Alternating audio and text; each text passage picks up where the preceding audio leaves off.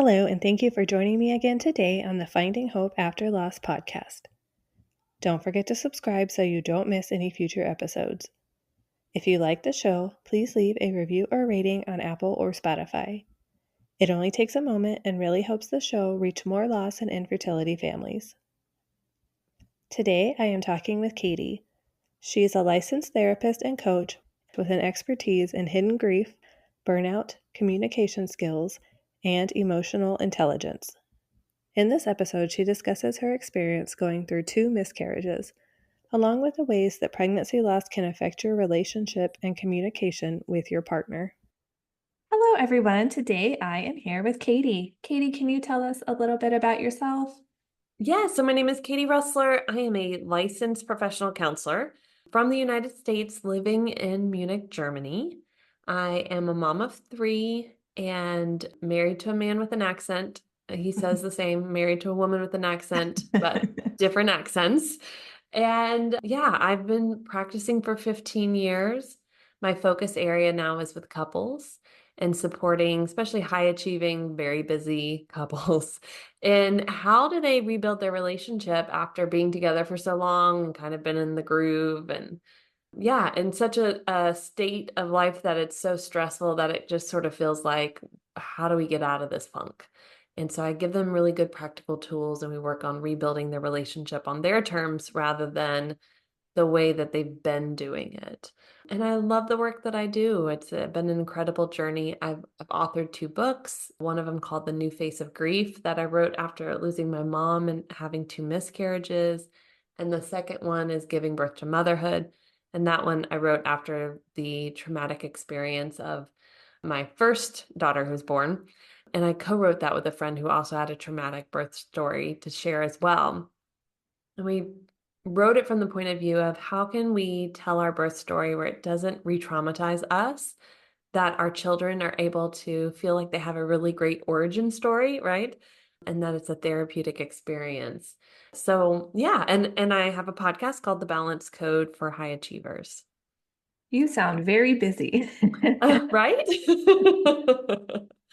Yep, I'm multi-passionate and I don't sit still very well. And when I do sit still, it's with great intention and purpose. So it's not that I don't completely sit still, but when I do, it's because there's a good reason for it.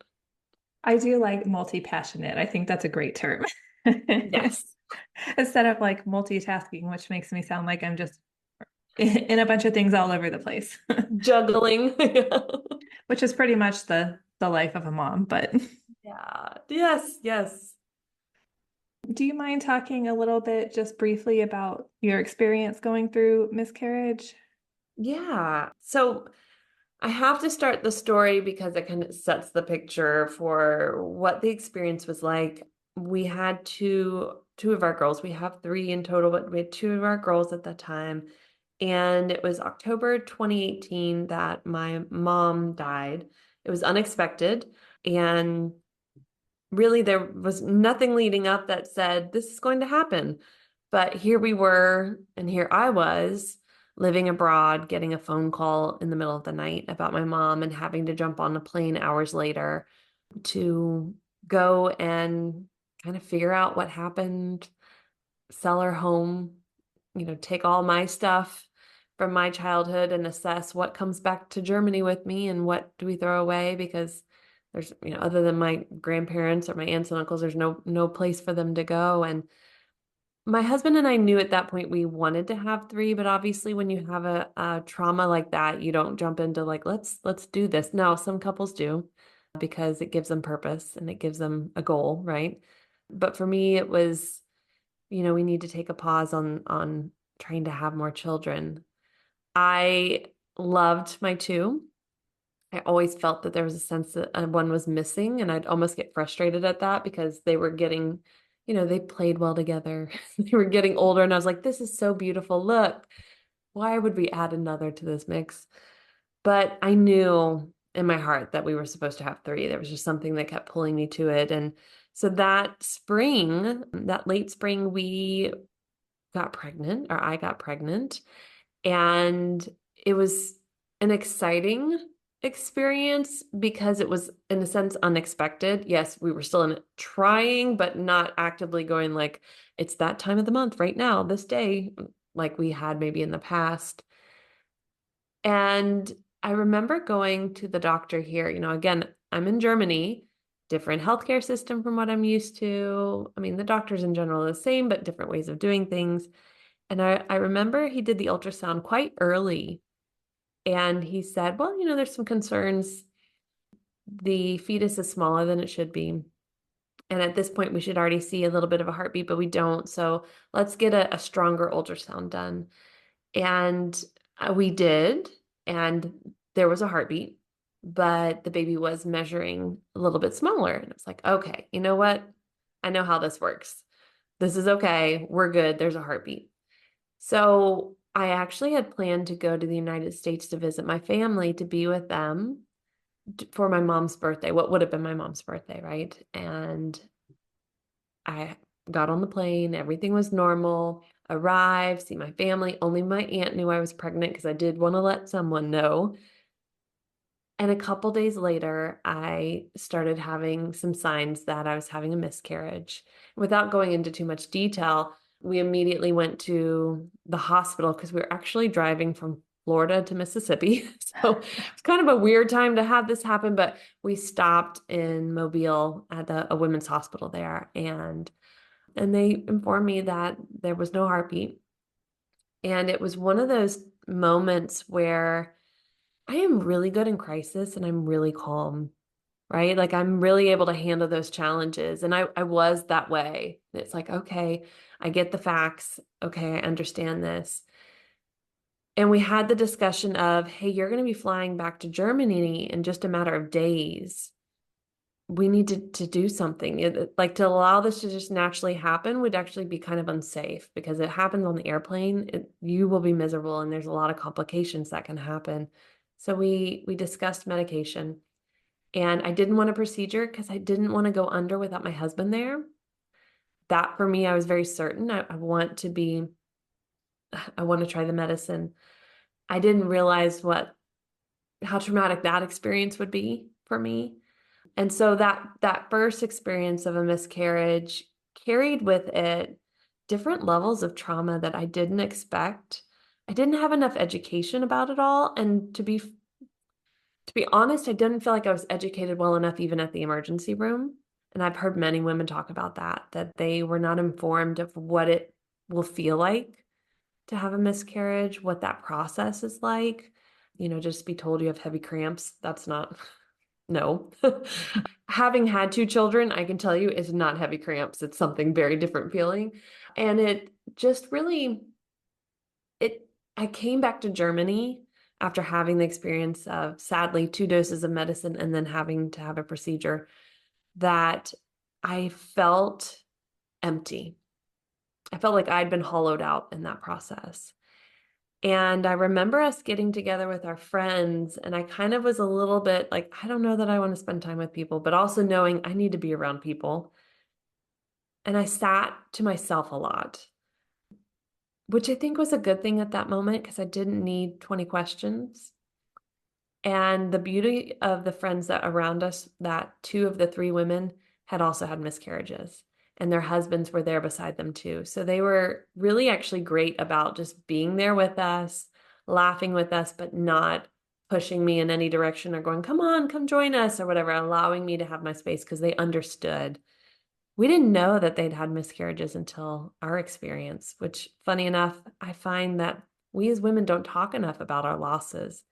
And it's a shame because then when you have a loss, you're a little bit afraid to share it with people, right? Like you think this is wrong or bad. But then you find that once you do open up, you're not alone. And you think, well, how many months have I been sitting here thinking I'm alone? Thankfully, as a therapist, I just tend to talk to my friends very openly, but I learned quite quickly. And my husband felt comfortable to share with his best friend who happened to be with him when he got the phone call. And so we weren't alone in that process, which I'm really grateful for. So I had to heal. And, as you all know, it takes a while for your body to regulate. And then we got pregnant again, but this time it was Christmas time. and I was 6 weeks along. And I remember having the lower back pains, the heavy cramps, and going, okay. We called the doctor and he said, well, I mean, you can come in, but you already know what's happening and they're having the spotting and all this stuff. And I was like, you're right. And so that Christmas, on Christmas, I had our second miscarriage. And I just remember thinking like, well, why? Like, why does this keep happening? Playing a bit of a victim mindset, which I think is really normal when we've had experiences like this, but also wondering why this happens. And and I remember meeting with my doctor months later, just checking that everything was good, my body was okay, and he said he's a male doctor. I love him, and in Germany even more so. If you know Germans, very structured, very orderly, and he's like, okay, imagine this. You have Microsoft Word, that program in your system, and your husband has Microsoft Word. And I just looked at him and I was like, oh my God. And he was like, and we split your programs straight down the middle, and we split your husband's program straight down the middle, and then we put the pieces together so that it forms its own program that needs to function perfectly. And he's like, what do you think the likelihood that's going to work? And I was like, well, it doesn't sound the way you're describing it, like very likely. And he's like, that is why it's the miracle of birth, because we take for granted it's actually a miracle, it all works out. It's actually normal for it not. And that took me back because we don't talk about that. We don't talk about how, really, if you look in the animal kingdom and things, like, it is normal for miscarriages to happen. You're bringing together two Microsoft Word programs. You're hoping that they're divided correctly so that they come together to form this child who then is able to, you know, to grow inside of you in a healthy way, and that your body accepts it, right? There's so many levels to it. My first birth experience was with HELP syndrome, where my body started attacking me because I have this foreign object inside of me, right? My child. So it is quite a miracle when it works out. And I just remember sitting in his office laughing and just thinking, first of all, thank you, God, that I have this man who is going to mansplain it to me, but that he just made me realize that I'm okay. Like, there's nothing wrong with me. Because the first question people start to ask when you've had multiple miscarriages is like, is it something are you're doing? Are you running too much? Is it this? Is it that? And you're like, this is not helpful. Yeah. Trying to fix it is not helpful because it's normal to have miscarriages. And that was so freeing. I love his mansplaining for that it freed me of the belief that maybe there is something wrong with me. Maybe there's even though I'd had to, maybe it's stress, maybe it's XYZ, whatever. Great. Okay. I just needed to grieve. I just needed to grieve. And then in May, that following year, we got pregnant with our youngest, who is now 3.5. And I laugh now because she's worst sleeper, the most opinionated of, and I'm like, oh my God, all this work for you. And I love her, but there is a part of me that's like, oh my gosh, that was so much to go through to get to this point. And you won't let me sleep. But I'm, again, super grateful for her and grateful for the journey, because I think I have appreciated her life way more than I did with the first and second, because I realized, one, this was the last one, and two, how hard it was to get there. I think now I will always think of it as two Microsoft Word programs. Right? Like, you can't unhear that, right? Like, can't unsee it, but you can't unhear that one. Yep. I love it though. But yeah, I think you're right. It definitely does make you just appreciate just how much of a miracle it is that any of us are really here today. Yeah, absolutely. Absolutely. So did you find that going through your losses, did it affect your relationship with your husband? Yeah, one of the things that I had to realize is that we grieve differently. Now, as a therapist, of course, logically, I get this, right? But emotionally, It's a whole different level. We handle grief differently, and in some ways we handle it similarly. We are both the type that life goes on, so keep moving, go to work, do the things. Even when my mom died, we both were like, okay, we still need to function, do these things. But I love actually, even now when we talk about the losses we've experienced together, and I'm even more grateful when he will bring it up and share, think about all the things you've been through, Katie, since your mom died.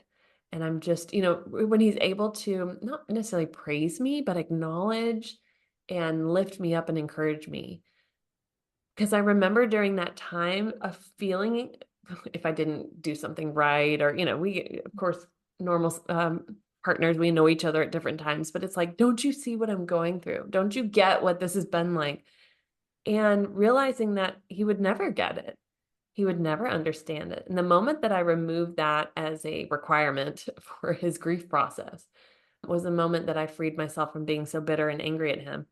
Because it really wasn't, I wasn't bitter and angry at him. I just felt really alone. And I don't know anyone who hasn't felt alone, who's experienced loss. There is a piece of solitude that we want to have, right? Even from our partners. And then it kind of feels like isolation at a certain point because we pulled away for too long. My husband was really good at time to time just checking in on me, but it's really easy after a couple weeks to forget, right? Like, to just not think to come back to it. So that part would make me pretty frustrated. But I'd say in general, the ways it affected us was just I had to understand him differently, and he had to understand me differently because we went through like three big traumas in a matter of 14 months. And we'd never, other than a big international move while I was pregnant with our second, and we had a 2-year-old, right? Like that's not traumatic. That's just stress. We hadn't gone through something like this. And so that piece was really important for us to learn about each other through that process and save the room for that. I will say what has impacted our relationship the most is having our third and the stress, the toll it has taken us of, again, not getting good sleep, being a bit older, him running a company, me running a company, like that, I would say has actually been a greater challenge than the grief process we were going through. But I see now that we were already having some cracks that are on our foundation because of that grief process and not always sitting down and talking about what our needs are. I have a German husband. His emotional intelligence level is a certain level because of where he's from, because of his family, right? There's lots of things we could point out. Same as I'm an American woman from the deep South. So my emotions might be in a totally opposite direction from him, and my emotional intelligence needed to grow in certain ways. And so our clashing sometimes was just based off of like what we even had capacity or the knowledge of what to do or how to act in situations like that. And I think we both learned a brand new vocabulary during that time. Even I think back as a counselor for so many years, at that point, I didn't even, you take off your counselor hat and you're just a woman experiencing loss. And it doesn't matter what coping strategies or tools you know to use. There's a point where you just kind of shut down from all of that. And as I started writing my book, the first one, The New Face of Grief, and when my husband read it, we had a great conversation about grief that had shown up in our lives beyond just those losses. And when we could have that conversation, I think we both started to develop in a different way together and develop our own emotional intelligence, which was really beautiful. But again, it is a rocky path after you've gone through those traumas and losses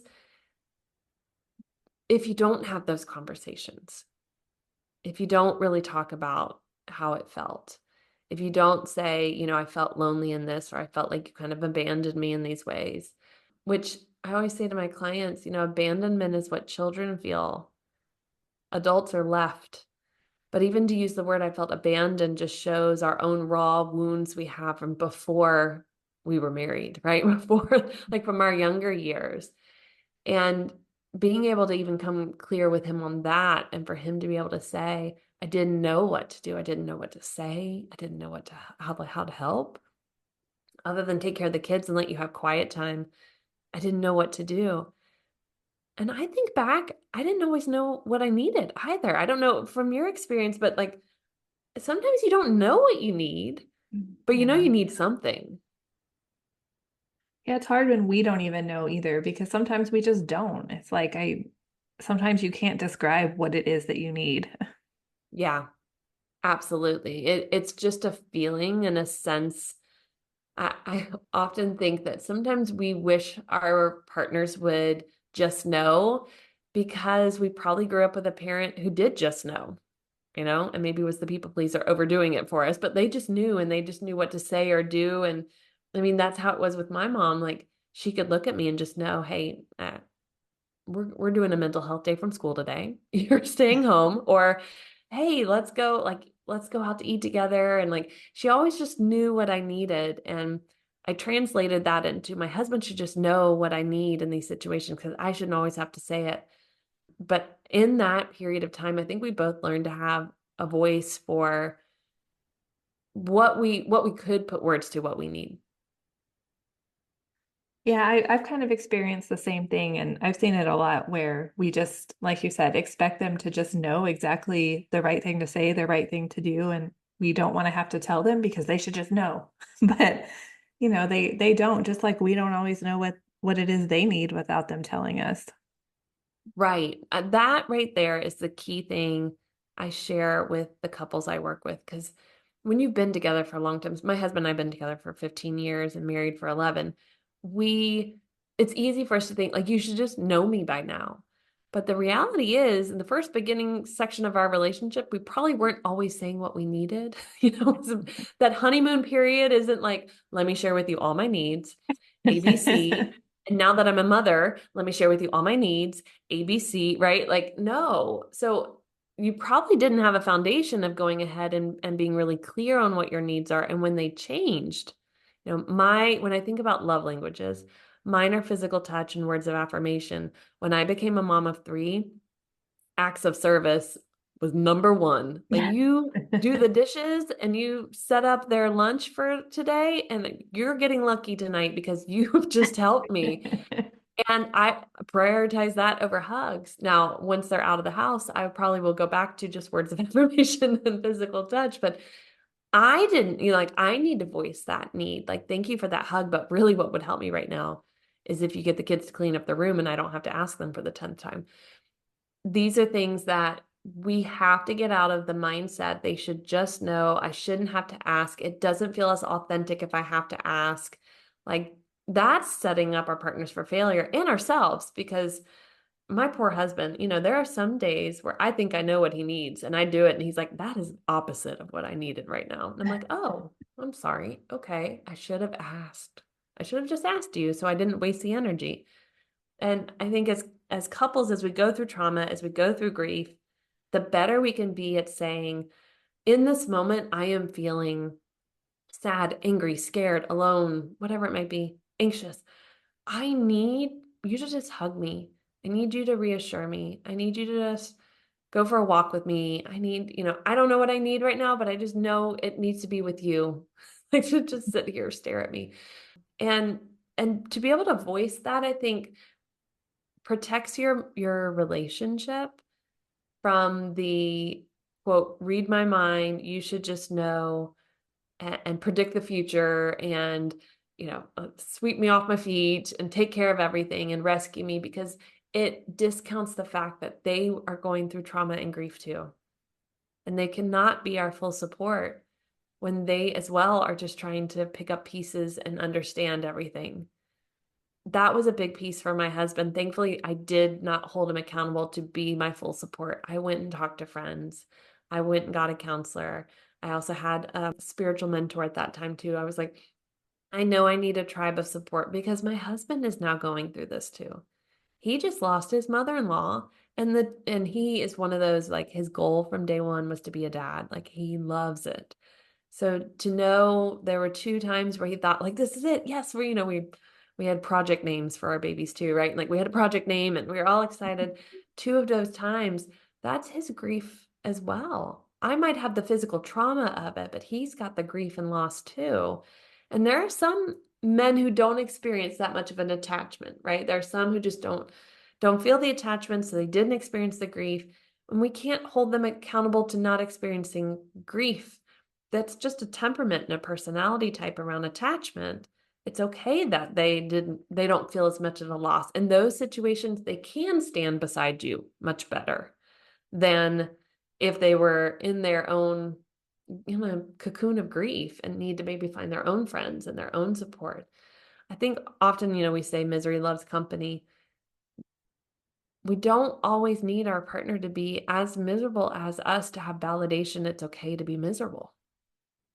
And if we pull them down into that with us, and then we get mad at them that they're not strong enough and holding us in our space, like they can't win. And I think that's the piece where we have to be really mindful. Like we're saying, even though sometimes you don't know what you need, you can voice at least how you feel. And maybe your partner can go, well, what if I did this? Or, how about we try this? And you can say yes or no, or okay, let's try it. I don't really want to, but I'll try it, right? And allow for support to come in that way. So why do you think it is that people overall struggle with telling their partner what they need? I have found in working with so many people, at this point we're in the thousands of the 15 years, that for some of us it's because we weren't allowed to have that voice in our childhood. Our thoughts, our feelings were discounted. There was a parent or a sibling whose emotions and thoughts were more important, right? They're more needy or taken care of. And so we're afraid to voice it. It feels wrong and shameful and bad. On the other side, there is that those who like, you should just know because you should love me to that level. You should be so intensely aware of me. And it's a bit of a fairy tale view of what a relationship actually is. And both of those different groups can have a lot of challenges around breaking the habit of not saying what they need. Like, hey, it's wrong to ask for help or it's wrong to share what I need because somebody else is more important than me. That's that people pleaser kind of side. Or if I have to tell them it's not authentic and real, that la la land kind of view of a relationship, that's hard to break because like that's just how they've built what a relationship looks like. This is how it should be. And I often think for them, they either didn't see healthy relationships growing up or they saw a healthy relationship but didn't see the inner workings of what was going on, right? Like there wasn't the communication in front of them that was going on behind closed doors. It's kind of like the people are like, I never saw my parents argue. They always seemed happy. And I'm like, do you see any of your friends not arguing with their partner? No. So what is the reality? That your parents were never arguing? Not likely. And if they did, that was really unhealthy. So what you probably saw is the united front. We don't show our kids what's going on, which probably wasn't the best role model either, because now you don't know how to argue and how to settle it in a healthy way, right? But behind closed doors, they were having disagreements. That somebody was raising their voice at one point and getting annoyed because it's normal and human. Like we sandpaper on each other all the time. This is normal. And so that piece, I think, is where we have to really get careful. Like, do we have realistic expectations of our partners and relationships in general, how they should look? I'm working with a couple who one of them said, like, it just feels like it changes things when I have to ask. Like, it just doesn't feel authentic then when they do it. It feels like forced.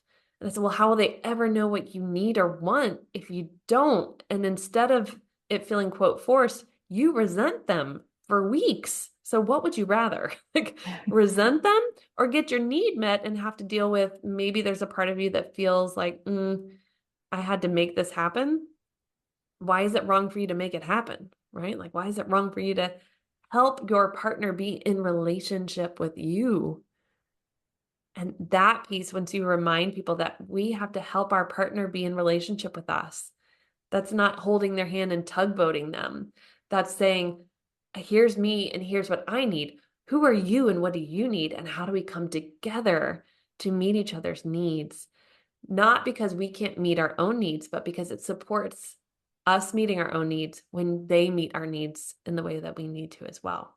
That's a lot of needs, but I hope that was really clear. It's Yeah, really no. important that we're meeting our own needs first before we expect our partner to meet our needs.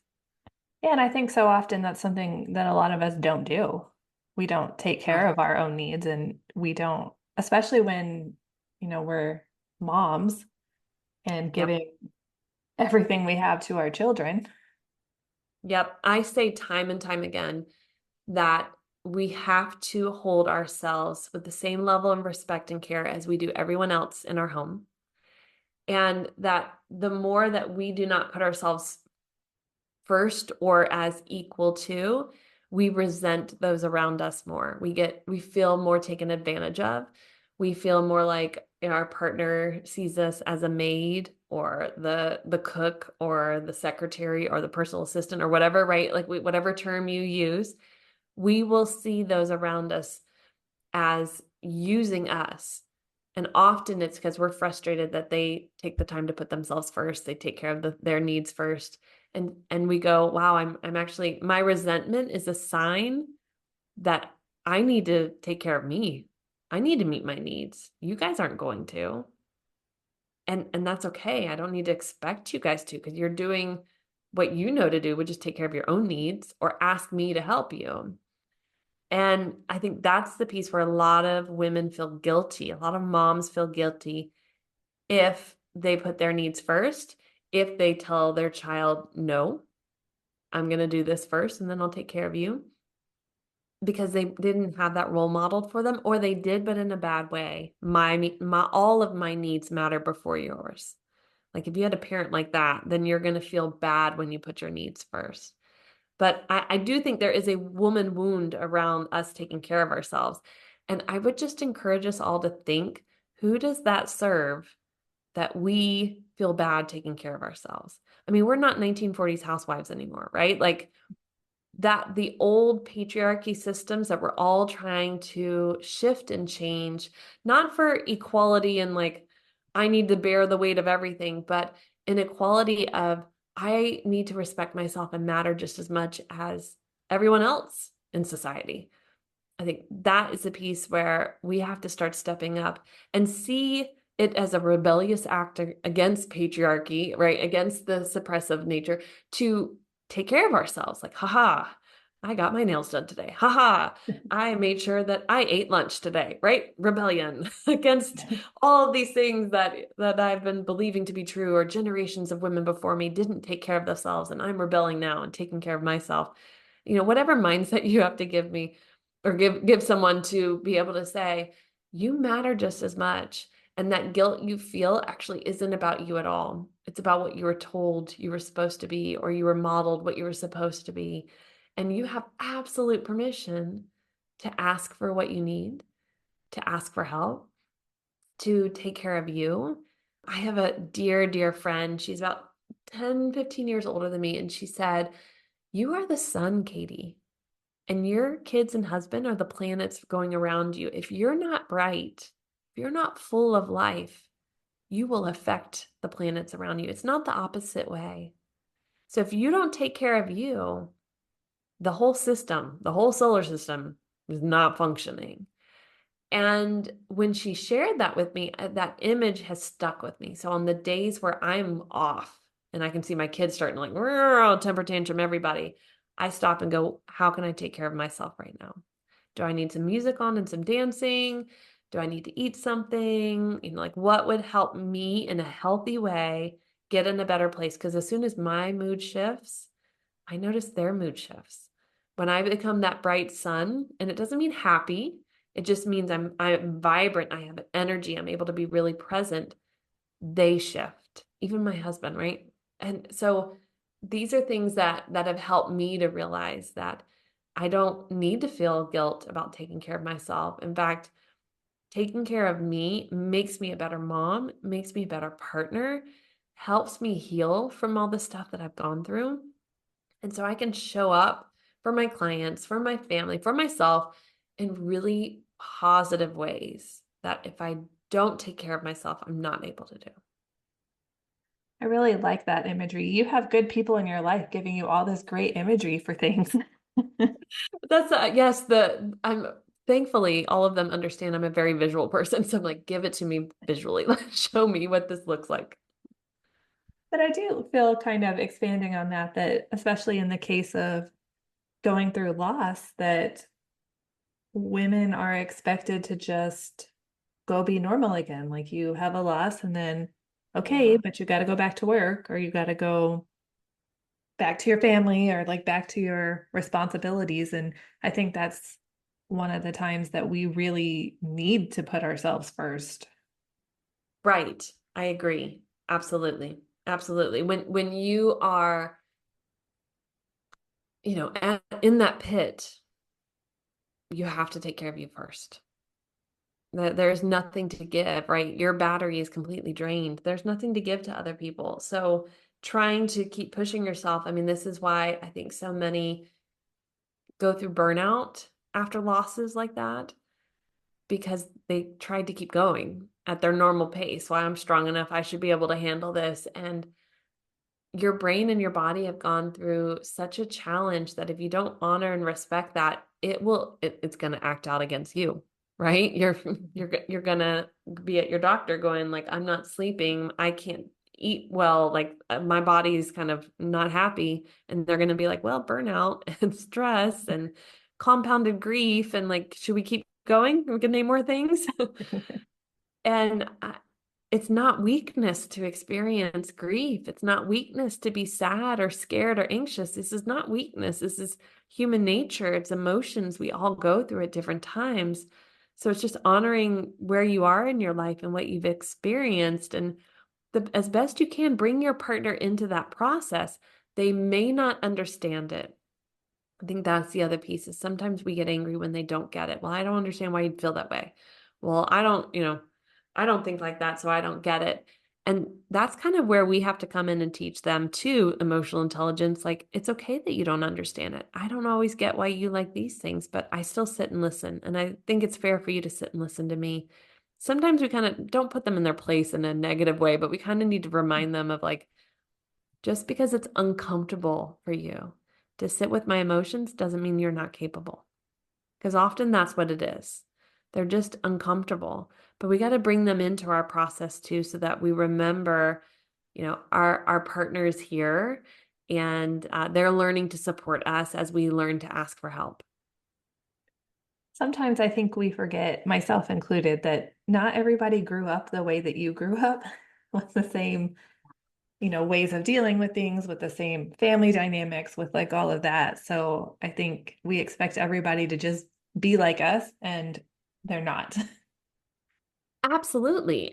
The thing that has helped me to better understand that is living in a different culture, being married to somebody from that culture, but whose mother tongue is a different language, right? He speaks English perfectly, but he still doesn't always understand, like, well, does that mean this or does that mean that? Right? Or I said it this way, but this is what I meant. And I'm already upset at the first way he said it. And then he's like, oh, no, no, no, I meant maybe this other word. So that has taught me so much that even if you grew up in the same country, in the same state, in the same neighborhood, your family background, your temperament, your personality, all of these things will impact how you process and act, and what you choose to do in your life. So we cannot ever assume our partner is a reflection of us. We didn't marry ourselves. We married our partner, and vice versa, right? They didn't marry themselves. So yes, sometimes it will never make sense to us why our partner does certain things or thinks certain things, like, hey, we got to leave in 50 minutes. Why did you start doing that project? Okay, this seems crazy. I will never get that. But it is not for me to get because he's not me and I'm not him. He is his own entity, and it's kind of fun now to like learn him as he gets older and vice versa, right? And as we're in his home country. But it really did take me moving, being in a new environment and going like, there's so much here that we could take back, like I could take back to my home country, right, in the States and be like, guys, we take for granted that we're from the same culture, but there's so many different nuances and there's so many different things in a family and there's so many different types of trauma and challenges we can go through that our partner can never be us. They'll never be us. This is the same with siblings, right? You can have the same twins, same experiences, same, same parents, but different personalities and different ways of remembering things. And so we cannot expect that our partner gets it. So we have to open up. We have to be honest. We have to share our needs and break the cycle of shame and guilt and resentment. I know you mentioned earlier that you sometimes had to go to like family or friends in order to get your needs met. Do you think that that's important, like to both grieve together, but to also grieve separately? Absolutely. And I think there'll be periods where you grieve more separately than you do together, depending on levels of grief. It's important to have your tribe when you're grieving. And as I shared, I didn't know anybody actively that had had miscarriages until I started speaking about it. Obviously, I had clients, but I'm not going to talk to them. I'm going to talk to friends. I had to be very discerning which family members I spoke to, especially in my husband's family. And that was okay. Like at first it really annoyed me, but then I realized not everybody understands this, and that's okay. It's a unique type of loss, or losses. So I was careful which family members I talked to. I was mindful that if I got a negative response that I didn't take it super personally, because I understood they were trying to do the best out of, like, I expected the best, right? Like they're really trying, they just don't get it. And their emotional intelligence is a certain level. So I just have to forgive them, move on, don't go back, right? Don't burn your hand on the stove again. And with friends, I don't know if you this experience, it was so funny that there were friends who were there for me in that time who are not around anymore. And it's not because we did anything wrong to each other, or it's just they were there in that season I needed them. They really stepped up, coffee dates and checking in. And then naturally we just started pulled apart, because really what bonded us was my need for support and their ability to be that person and their willingness to. And so you might find that some people in your tribe don't stick around, and that's not always a bad thing. That's just natural. And then some that do stick around, maybe even closer and stronger than before. So I would just set realistic expectations about, what do you need in a tribe? Who do you need? Is it 2 people? Is it 6 people? Is it a support group? What does that look like? And what's realistic for your partner to fulfill in your need for support too? And vice versa. What type of support can you give them? Because it may not be much in the beginning. It might take you a while before you can be their support too. So out of curiosity, in Germany in general, is loss something that is talked about, like pregnancy loss? No, not at all. Very quiet. Very, very quiet. In fact, I can't think of any of I know that of the German women in my life, maybe 1 or 2 actually shared with me if they've had a loss. And the one who really opened up felt so much shame around it. And she was even like in the medical field of work, and she felt a ton of shame around it. It isn't spoken about. I have heard German women talk about a woman and like, oh, trying to fix it. Well, this must be the reason, or she must have gone through this, or like, oh, poor thing. But, so it's not something that I think here culturally, at least where we are in a very conservative area, that they have prepared the generations for, that, what loss is like, which is quite interesting to me for a country that has experienced so much loss. You would think that this would be like, hey, let's develop and grow from this, but it just is something you put under the rug and you suck it up and move on. They're very goal oriented and focused, and you just go back to work and keep going. And then on the other hand, when you get pregnant, there's a certain point where you get to take time off of work, right? And you get a whole year off. And so they're understanding when the life happens, when the loss happens, you can take time off of work, you can get a doctor's note, and many doctors will write that you need several weeks off and the company must continue to pay you salary, but you have to be willing to ask for that. You have to be willing to get the doctor's appointment and say, I need time to heal. I need time to not have extra stresses and to grieve. And they will be understanding of that. But I find most people don't ask for it. I will say post pandemic, more people are willing to ask for burnout leave than I would say leave because of grief. Wow, that's surprising to me. Hmm.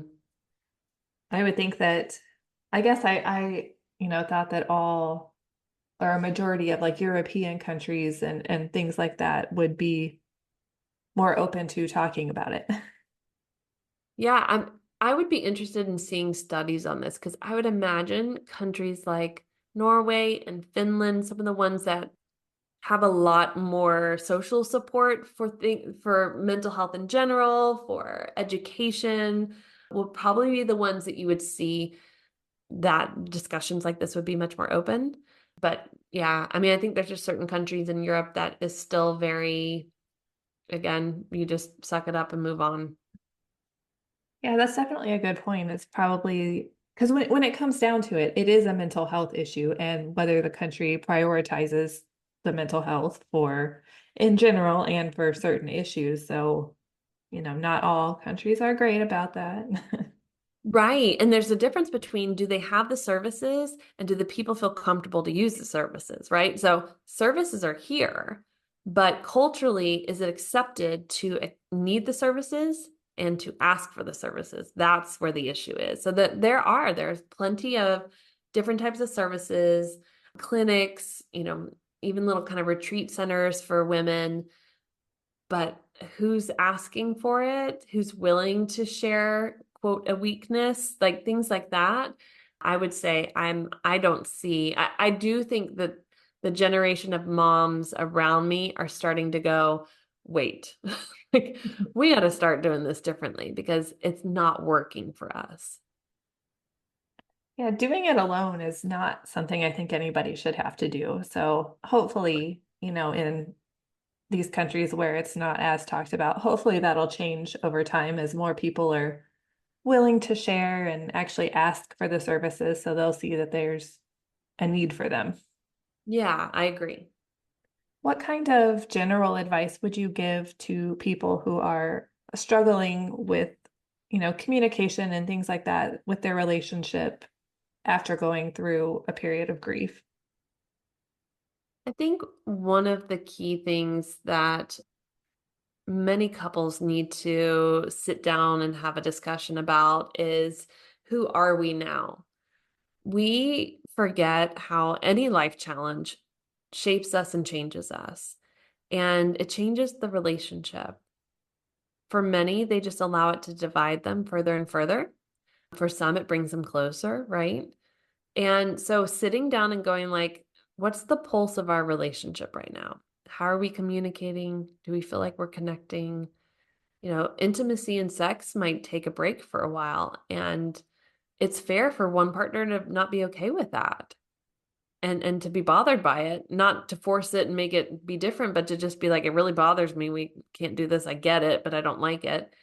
And so to have those open conversations about who are we? What's the pulse of our relationship? What's missing or lacking that we want to bring back? I work with couples and I do these free assessments. I call them the level 10 relationship assessment. We look at 7 core areas of their relationship. And time again, if intimacy and sex is low, it's because communication and connection is low. And they might respect each other and even trust each other. But if communication and connection are like really being impacted, they're not willing to be as connected in that way. And I think especially as women, we tend to want connection mentally and emotionally before we're willing to be physically intimate with our partner. So it's important to have these conversations and saying what's lacking, what would we like to see change? How do we want to make that change? Because often For men, there is the thought, well, we just need a more active sex life and that will help us feel more connected. And the woman's like, no, we need to spend more quality time together, not just, staring at a TV screen together, but actually like doing something. And I need you to take the initiative on that to show me that I matter, right? And then it becomes this whole cycle. Well, no, it's chicken or egg, who cares? Someone just has to take a step forward.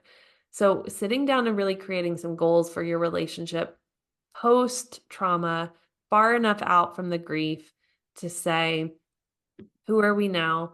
What do we want for our relationship? Is really, really important because it gets you back on the same page, on the same team, and you're able to communicate a little more openly, like, I'm realizing in this season of my life, I need this a little bit more from you. What is it you need from me? And not making it just one-sided for either of you. And then if you find like, wow, we're just really butting heads on repeat about this, go and get some support, a counselor, a coach, whoever, a mentor you feel comfortable talking to. And it's okay if your partner doesn't want to talk to someone. I often end up working with the woman first, and then we'll have a session with the partner in there because there's going to be something where it's like, hey, I will say to her, hey, I can actually teach you guys how to do this. Like if he'd be open for even just a 45-minute session to sit in on your session, it's for you. I'm going to teach this. And if he's got questions, he can ask it. And usually then he comes in, and then after that, he's like, wow, this was actually helpful. It wasn't talking about feelings the whole time. It was getting practical tools for our relationship. I felt validated. She validated you too. Like, this feels good. And then the next session is where I challenge them. That's when I really hit them with the, hold on, let me like get you to own where you are right now. But no, it just, often we think if they don't come, change can't happen. But I am a marriage and family therapist, and I will tell you, if I fix one part of the system, if I start to shift it and make it move differently, everything else has to move differently. And as long as that one thing that's moving differently stays consistent and doesn't change back because nobody else is changing and can hold out for a couple months, everything starts to shift. It might shift in a direction where you go, nope, I can't be in this marriage. Or it might shift into like, whoa, things are happening and now my partner's ready for help too. But you can just go by yourself and get the support and get tools. And there's so many great resources online. There's so many great books. There's so many great podcasts. And there's just a point where we have to sit down with our partner and say, look, we went to school to do the jobs that we did. We get more training and education when we're interested in a particular hobby or thing that we want to, recipe we want to learn or kitchen stuff, whatever. Why don't we take the same focus as we do on learning new parenting skills onto our relationship? Because nobody goes into a relationship just inherently knowing how to do this, just like parenting. So why not learn skills, not learn how to talk more, but actually learn skills on how to relate better and to have more effective, like, you got to use these terms, right? More effective communication and bring out the Excel spreadsheet. No, that the wife might be the Excel spreadsheet person. In our dynamic, it's my husband with the Excel spreadsheet, but like, It's me and ours. Right? Like how can we learn tools? And for me, if you're working with a couples counselor or a counselor in general who's not giving you homework, who's not giving you tools, it's not going to fully be helpful. Yes, it's great to have open space to just vent and share, but there's a point where it kind of becomes word vomit versus I'm actively shifting and changing and doing things to make this different. And I think that is crucial when you're post-trauma, post-grief, to no longer stay stuck in the story, but to go, okay, who are we now? And what do we want to be about? What are we going to do differently? How do we want to talk to each other differently? What does connection look like for us now?